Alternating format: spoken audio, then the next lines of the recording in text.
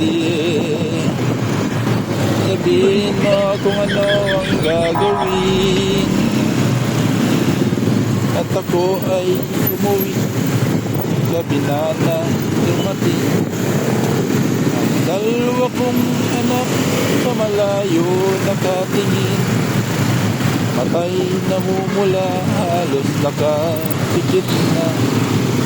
Ang kanilang kamay may hawak na marihana. Ngunit ang masakit, ako'y nagtataka.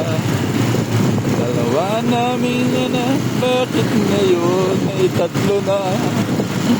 Mahal kong asawa ay mahal na siyang iba. Anong sakit naman, dala pa ang aking pera.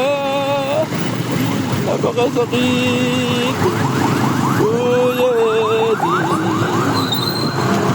Sabihin mo kung ano ang gagawin.